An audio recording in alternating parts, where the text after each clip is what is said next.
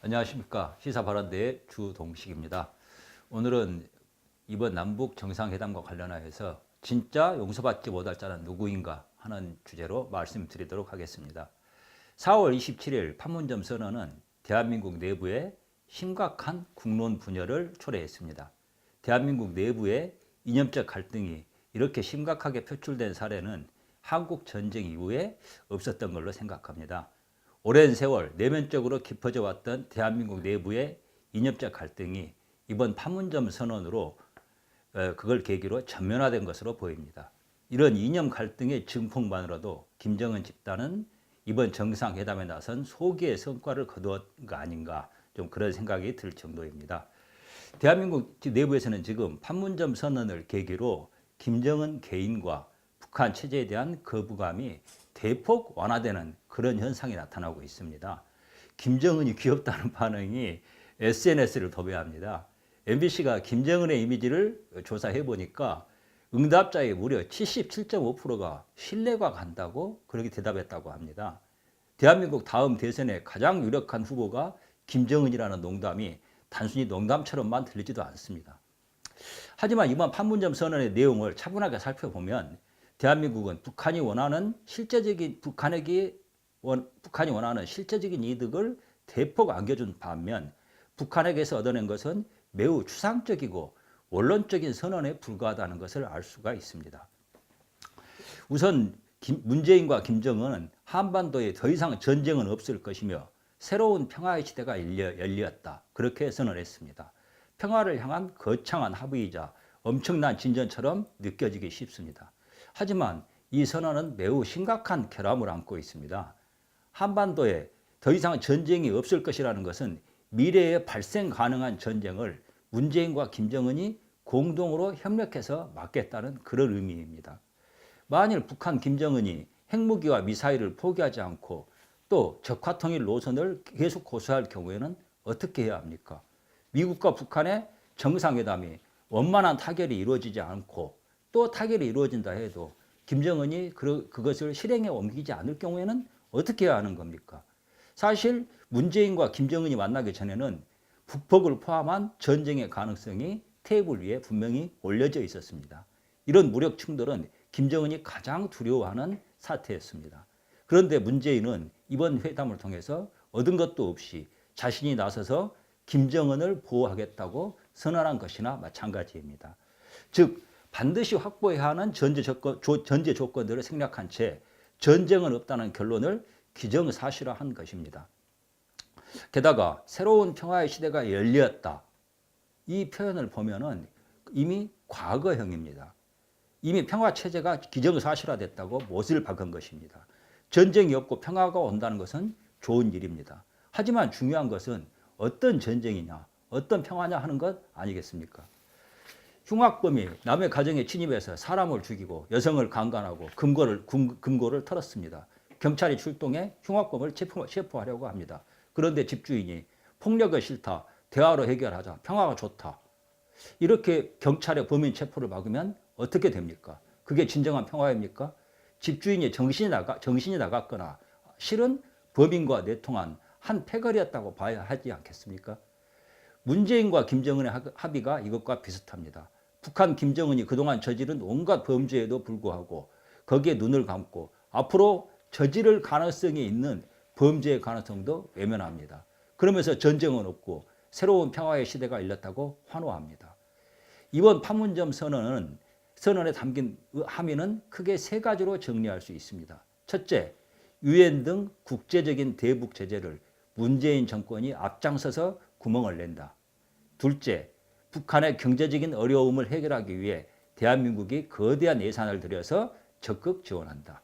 셋째, 미국의 김정은 체제에 대한 위협을 문재인 정권이 나서서 막아준다 등입니다. 이번 판문점 선언은 3개의 영역에 걸쳐서 13개의 합의사항을 담고 있습니다. 첫 번째 영역은 주로 경제협력과 국제제재의 무력화에 관한 내용입니다.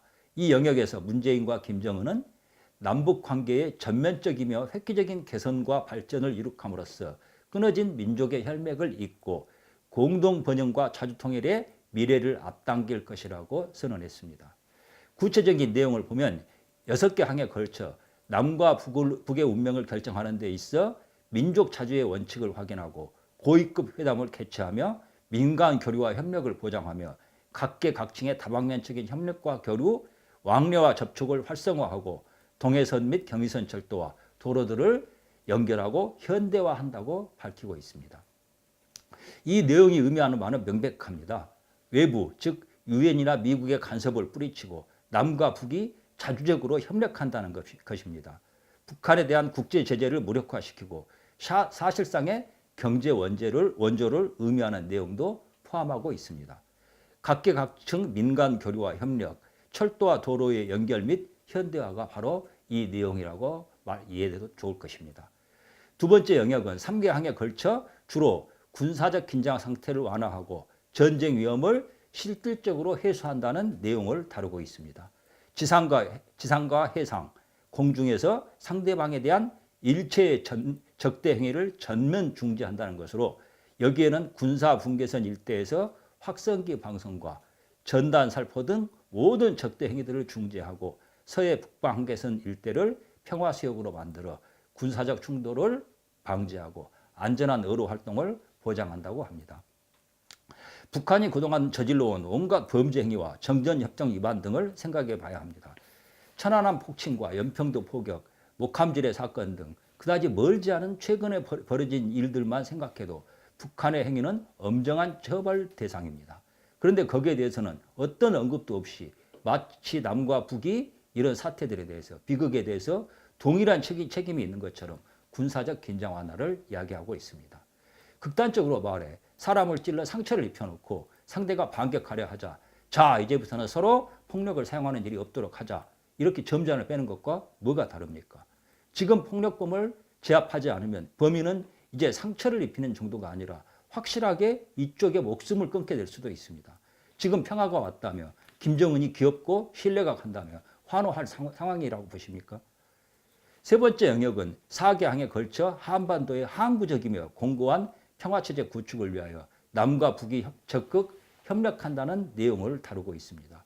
정전협정을 평화협정으로 전환하며 항구적이고 공고한 평화체제 구축을 위한 남, 북, 미 3자 또는 남, 북, 미, 중 4자 회담 개최를 적극 추진한다는 내용을 포함하고 있습니다.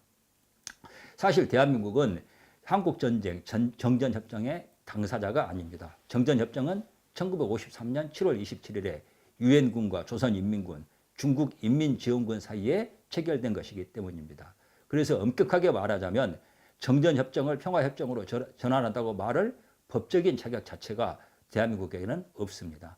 미국과 중국이 동의하지 않으면 평화체제 구축은 공연불이 될 수밖에 없습니다. 그런데도 문재인이 평화협정 전환을 말한다는 것은 정전협정 당사자들의 사전 동의를 얻었다는 얘기입니다. 문재인은 과연 누구의 동의를 얻었을까요?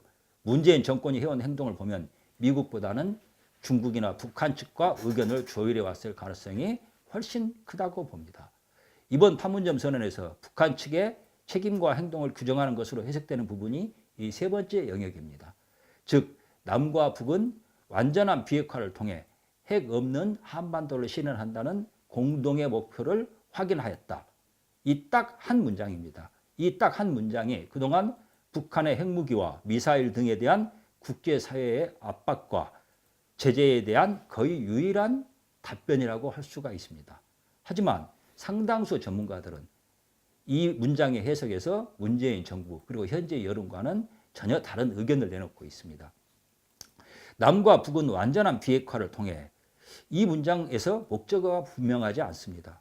비핵화가 목적어라고 할 수 있는데 도대체 누구의 비핵화인지 애매합니다.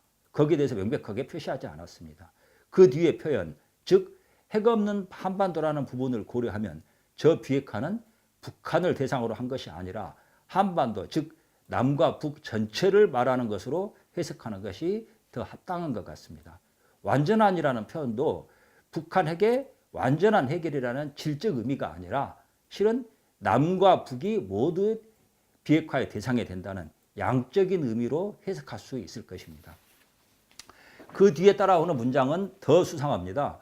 선언문은 남과 북은 북측이 취하고 있는 주동적인 조치들이 한반도 비핵화를 위해 대단히 의의 있고 중대한 조치를 하는데 인식을 같이 하고 앞으로 각기 자기의 책임과 역할을 다하기로 했다고 말하고 있습니다.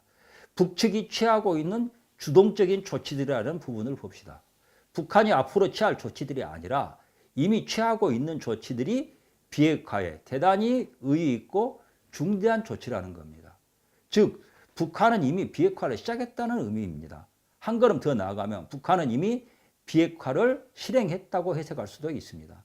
더 이상 비핵화 문제로 시비 걸지 말고 북한이 하는 대로 그냥 지켜보고 따라와 달라. 이런 의미일 수도 있습니다. 게다가 남과 북이 한반도 비핵화를 위해 각기 자기의 책임을 다하기로 했다고 합니다.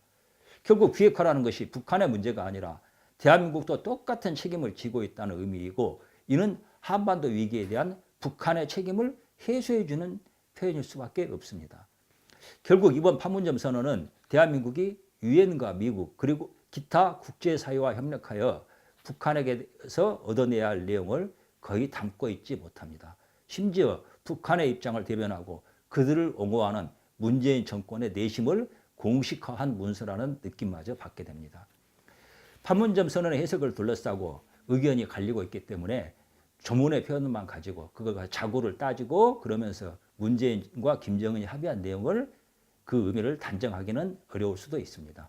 그런 경우 문재인 정권이 그동안 이 한반도 북핵 문제를 둘러싸고 보여온 태도를 고려하는 것이 더 중요할 수도 있습니다. 그런 점에서 문재인은 중국에 대한 공식 충성 선언이라고 할 수 있는 산불 정책을 발표했고 우방인 미국 핵 잠수함의 부산 입항을 거부했습니다. 성주 사드 기지에 대한 생활용품 반입조차 차단하고 있는 민간인들이 있는데 공권력이 그들을 그대로 방치하고 있습니다.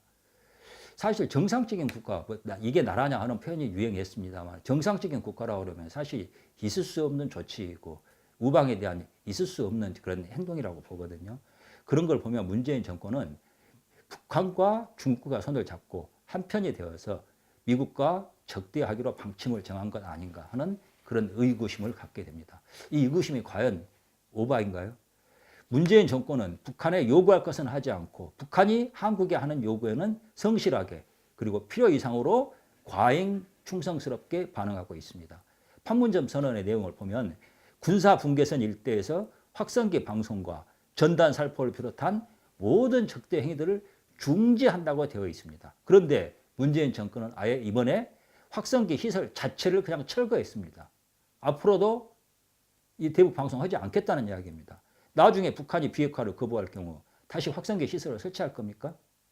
이번에 문재인 정권의 태도를 보면은 나중에 북한이 무슨 짓을 저질러도 그냥 받아들이겠다는 방침을 정하지 않은 이상 이런 행동이 나올 수 없다고 봅니다. 우리는 판문점 남북 정상회담을 온 국민이 생방송으로 지켜봤지만 북한은 철저하게 그 정보를 차단했습니다. 우리는 북한의 주장까지 다 공개하는데 북한은 철저하게 자신들의 주장만 전달합니다. 이런 점에서 판문점 선언은 본질적으로 불공정 계약이고 불평등 죄악입니다. 우리는 두 손 두 발 다 묶어놓고 상대방에게는 칼을 쥐어주고 대화하자는 꼴입니다. 이게 말이 됩니까? 판문점 선언은 김정은이 북한 주민들에게 자신이 핵과 미사일로 미국과 대한민국을 무릎 꿇리고 굴복시키고 승리했다고 선전하는 자료로 사용될 것입니다. 북한 조선중앙TV는 남북 정상회담을 사흘 늦게 기록 영화로 만들어서 방영했습니다. 우리나라 연합뉴스가 그걸 제공받아서 유튜브에 38분 풀 영상으로 공개를 했습니다. 그걸 보면은 김정은이 이 판문점 선언을 어떻게 북한 내부 체제 단속용으로 사용하는지 분명하게 알 수 있습니다. 여러 대의 리무진 천장 개폐구를 열고 북한 측 인사들이 상반신을 내놓은 채 군사 도로를 위풍당당하게 질주해서 판문점에 진입하는 모습이 보여집니다. 나치식 영상 편집을 연상시키는 연출입니다. 마치 점령군처럼 보입니다. 엉거주춤하게 서 있는 문재인과 남한 측 인사들은 마치 주인을 영접하는 하인처럼 보이게 연출을 했더군요. 북한 주민들이 저 영상을 보면서 무슨 생각을 할까요?